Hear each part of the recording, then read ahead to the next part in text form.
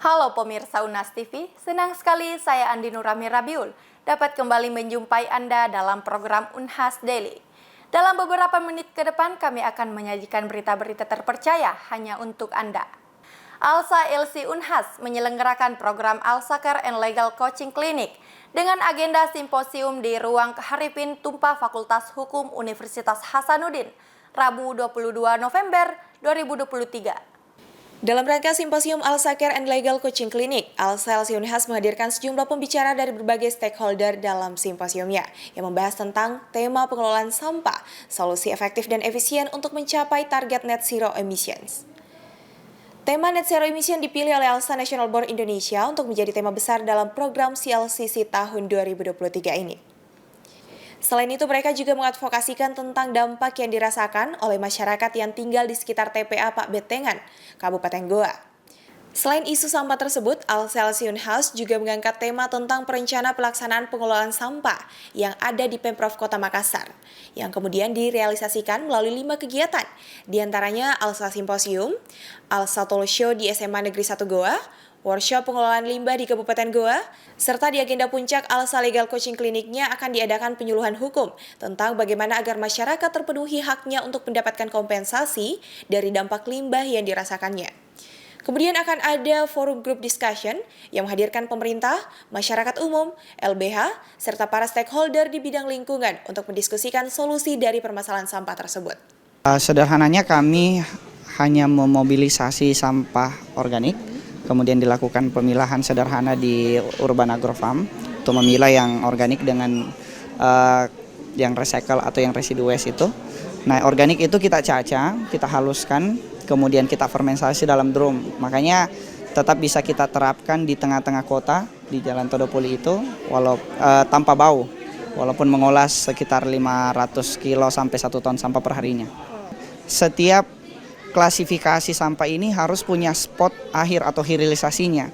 Jadi jangan sampai dia mandek pada kondisi sampahnya. Sampah kan pada mindset sebenarnya bahwa ini tidak punya nilai ekonomis. Dia harus punya nilai ekonomis, dia harus dimanfaatkan dan diolah. Begitu mungkin prinsipnya. Ya, ini bisa menjadi brainstorming tentang ada sebenarnya inovasi teknologi biokonversi yang bisa kita gunakan di masing-masing rumah kita untuk bertanggung jawab terhadap sampah organiknya kita di rumah. Kalau sampah plastik kan tinggal didistribusikan ke mal sampah atau bank sampah, kan begitu kurang lebih. Rahmat Hidayat SPI selaku narasumber menjelaskan terkait konversi sampah yang dilakukan oleh CEO Urban Agrofarm. Ia juga menegaskan bahwa persoalan sampah bukan tentang memilih, tapi memilah. Seperti ini talk show, webinar, itu sih sejauh ini. Oke. Pertanyaan poin, apa sih menjadi key point dari pembahasan yang kakak bawakan dalam CLCC kali ini? Untuk kami memperkenalkan bagaimana sampah menjadi solusi untuk pengelolaan sampah secara digital sih. Dan bisa menjadi pilihan untuk utamanya mahasiswa ya yang mungkin belum bisa fokus ke atau mengantarkan sampahnya ke bank sampah. Nah, Mal Sampah hadir sebagai layanan aplikasi jual beli sampah secara online. Era Fazira ST selaku perwakilan dari Mal Sampah juga menjelaskan tentang bagaimana Mal Sampah beroperasi dan dapat diakses oleh masyarakat melalui aplikasi Mal Sampah. Jadi alhamdulillah kegiatan CLCC ini terdiri dari beberapa kegiatan dan merupakan salah satu bentuk kegiatan pengabdian kepada masyarakat dan dapat berjalan sebagaimana yang telah direncanakan oleh adik-adik Alsa. Ya, jadi harapan saya Alsa dapat melahirkan ide-ide baru atau mungkin bisa jadi dalam bentuk policy brief kepada pemerintah di dalam mengoptimalkan program pengelolaan sampah yang dimiliki oleh pemerintah baik juga di tingkat kabupaten seperti itu. Pembina Alsa LC Unhas, Amalia SHMH, berharap melalui program ini akan hadir ide-ide baru atau bahkan policy brief kepada pemerintah dalam mengoptimalkan program pengelolaan sampah termasuk di wilayah kabupaten. Alsa LC Unhas berharap dengan diadakannya CLCC tahun ini dapat memberikan kesempatan kepada para anggotanya untuk dapat terjun langsung di masyarakat dan memberikan dampak yang bermanfaat. Husniadi Putri Intan, Sahra Sabita Suceng, Unhas TV. Jelajah Sinyal dan Festival Literasi Digital digelar di Baruga Andi Pangeran Petarani. Kegiatan ini menghadirkan banyak narasumber hebat dan penampilan menghibur dari influencer hebat Kota Makassar, yakni Tuming Abu. Seperti apa keseruannya? Berikut liputan selengkapnya untuk Anda. Bisnis Indonesia menyelenggarakan Jelajah Sinyal dan Festival Literasi Digital di Baruga Andi Pangeran Petarani, Universitas Hasanuddin. Jelajah Sinyal dan Festival Literasi Digital merupakan kegiatan seminar yang membahas tentang teknologi dan peluang besarnya untuk generasi muda yang dapat membantu untuk penguatan ekonomi, khususnya ekonomi di daerah 3T. Dr. Since Erna Lamba SPMP selaku staf ahli Gubernur bidang ekonomi, pembangunan dan keuangan, Subsbidang Keuangan, mewakili PJ Gubernur Sulawesi Selatan dalam memberikan sambutannya. Wakil Rektor Bidang Akademik dan Kemahasiswaan, Profesor Dr. Gigi Muhammad Ruslin MKes PhD, SPBM Konsultan, juga turut memberikan sambutannya. Kegiatan ini menghadirkan banyak pembicara hebat, seperti Ahmad Juhari selaku PLT Direktur Keuangan Bakti Kominfo, Irma Trisnawati Anwar selaku Ketua Bidang 7 HIPMI, Himpunan Pengusaha Muda Indonesia, Hasrul Hasra selaku Co-founder and COO Mall Sampah, dan masih banyak lagi. Kegiatan ini juga menyediakan banyak hadiah bagi peserta yang beruntung, mulai dari uang tunai jutaan rupiah, handphone, dan motor listrik. Apresiasi dan Bapak Gubernur juga mengapresiasi kegiatan yang dilakukan oleh Bisnis Indonesia, bagaimana jelajah sinyal dan peningkatan literasi ini sangat mensupport. Jadi ada dari hasil survei ada 4 indikator: kecakapan digital, kemudian etnik digital, dan juga bagaimana kita membangun budaya digital. Nah, dari indikator ini harapan kita memang masyarakat kita harus kita cerdaskan. Nah, generasi kita ke depan khususnya mahasiswa ini memang perlu disupport agar mereka paham menggunakan digital, membuka prospek menjadi wirausaha baru atau entrepreneur, sehingga harapan kita mereka masih muda sudah bisa memberikan pendapatan. Nah, tadi juga saya menyinggung terkait bagaimana mengembangkan wirausaha sejak mereka di kampus. Nah, oleh karena itu kegiatan ini sangatlah bagus. Gubernur Provinsi Sulawesi Selatan dan Dr. Since Erna Lamba SPMP sangat mengapresiasi kegiatan yang diselenggarakan oleh Bisnis Indonesia dalam mensupport ekonomi Indonesia. Tadi karena saya dari segi pengusaha, jadi kami sangat berharap dengan adanya acara yang diadakan oleh Bisnis Indonesia ini sangat bermanfaat untuk para pelaku UMKM tentunya, yang di daerah-daerah yang masih sangat awam dengan digitalisasi. Jadi saya berharap dengan adanya acara seperti ini bisa berkembang lagi ke daerah-daerah yang sangat terpencil di Sulawesi Selatan. Jadi itu bisa juga membangun ekonomi daerah masing-masing. Kalau buat para mahasiswa tadi sangat excited ya, mereka banyak yang ingin menjadi yang entrepreneur, cuman mereka tidak tahu bagaimana menggunakan digitalisasi industri untuk menjadi produknya sendiri. Mereka ingin memasarkan seperti apa sih gitu, apa sih keuntungan dari literasi digital ini. Di penghujung acara, para peserta acara dihibur dengan penampilan spesial dari Tuming Abu. Tuming Abu dan kawan-kawan terlihat begitu ceria dengan penampilan karaoke-nya dan berhasil memeriahkan acara ini. Fakultas Keperawatan Universitas Hasanuddin bekerja sama dengan Kaikokai Healthcare Group dalam rangka pengembangan training center caregiver dalam mempersiapkan perawat Indonesia yang akan bekerja di Jepang. Berikut berita selengkapnya untuk Anda.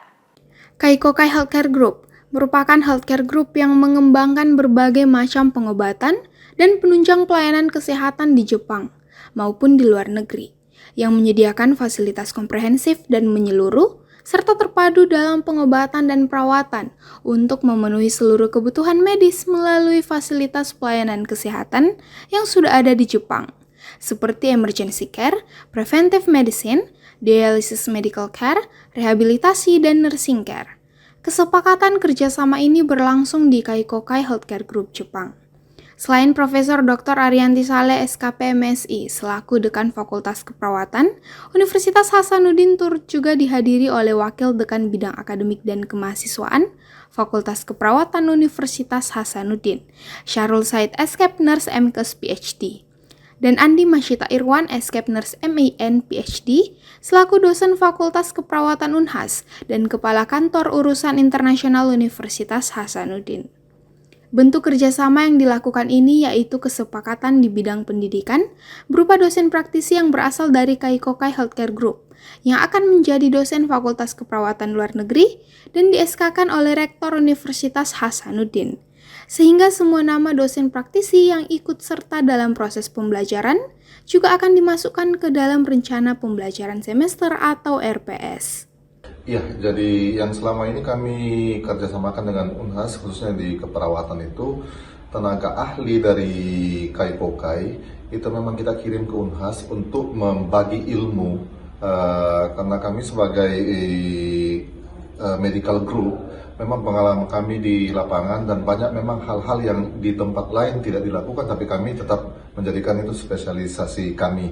Nah, itulah yang kami membagi untuk mengajar di Unhas, dan alhamdulillah syukur karena Unhas khususnya di keperawatan itu sangat welcome untuk menerima kami dan membuat ruang gerak kami itu sangat mudah dan enteng. Dan semua pengajar yang berasal dari Kaikokai Healthcare ini menjadi dosen Fakultas Keperawatan Luar Negeri dan di-SK-kan oleh Rektor. Nah, oleh sebab itu semua nama-nama yang ikut serta dalam proses pembelajaran dimasukkan juga di RPS dan juga dimasukkan juga di sistem sehingga bisa dievaluasi tiap tahunnya, tiap semesternya, dan itu menjadi aset yang luar biasa baik dari Fakultas Keperawatan juga pengembangan keilmuan dari Kaikokai Healthcare ini. Ya, jadi sekarang menjadi memang masalah besar di Jepang ini, kekurangan tenaga caregiver. Jadi lansia sangat banyak, tapi yang merawat lansia itu sangat sedikit. Nah, mau tidak mau kita itu harus berharap tenaga dari luar. Nah, ini berharap tenaga dari luar juga tidak sembarang negara yang kita mau ambil begitu. Memang harus ada kerjasamanya selama ini, harus kita yakin satu sama lain. Oleh karena itu kami Kaikokai itu memang mau itu dari Unhas, yang kerjasama dengan kami, Unhas yang menseleksi, mentraining, kami yang menyalurkan di Jepang. Dan tentunya dari Fakultas Keperawatan kami akan mensupport kegiatan ini ya dengan sumber daya yang ada, baik sumber daya manusia maupun sarana prasarana yang ada di Fakultas Keperawatan dan tentunya di Unhas keseluruhan. Jadi kami akan mensupport kegiatan ini. Sekali lagi tentunya banyak manfaat ya dari kegiatan ini. Tentunya caregiver atau teman-teman dari tenaga keperawatan dan kesehatan yang akan mengikuti kegiatan ini tentunya ketika balik memiliki value, nilai-nilai dan mungkin nanti akan meningkatkan caring mereka ke pasien, kemudian nilai-nilai kedisiplinan, etos kerja dan profesionalisme ini semakin baik ya. Tentunya ini akan berdampak pada pelayanan kesehatan dan pelayanan keperawatan di masa yang akan datang, karena nilai-nilai ini juga yang akan nanti ditransfer oleh mereka ke masyarakat di Indonesia, seperti itu. Abe Kazuya, selaku Division Manager of International Medical Division Kaikokai Healthcare Group, menjelaskan bahwa bentuk kerjasama antara Universitas Hasanuddin, khususnya Fakultas Keperawatan, salah satunya yaitu mengirimkan tenaga ahli dari Kaikokai Healthcare Group untuk membagikan ilmunya. Hal ini dikarenakan Kaikokai sebagai medical group memang telah memiliki pengalaman di lapangan yang tidak dilakukan oleh grup lainnya, sehingga hal ini menjadi spesialisasi dari Kaikokai Healthcare Group. Beliau juga menuturkan bahwa Fakultas Keperawatan juga sangat welcome dalam menerima Kaikokai Healthcare Group, sehingga pihak Kaikokai juga merasa lebih leluasa dan mudah dalam melakukan kerjasama ini. Dekan Fakultas Keperawatan Universitas Hasanuddin, Profesor Dr. Arianti Saleh SKP MSI juga menjelaskan bahwa tidak hanya kerjasama di bidang pendidikan, melainkan juga kesepakatan dalam pelaksanaan training center bagi caregiver. Beliau menuturkan bahwa Universitas Hasanuddin, khususnya Fakultas Keperawatan, sepenuhnya akan mendukung dalam pelaksanaan training center ini baik dalam hal sumber daya manusia maupun sarana dan prasarana lainnya yang akan mendukung kegiatan training center ini. Berita tadi sekaligus menutup perjumpaan kita hari ini. Terus saksikan Unhas Daily hanya di Unhas TV. Saya Andi Nur Rahmi Rabiul mewakili kru yang bertugas pamit undur diri dan sampai jumpa.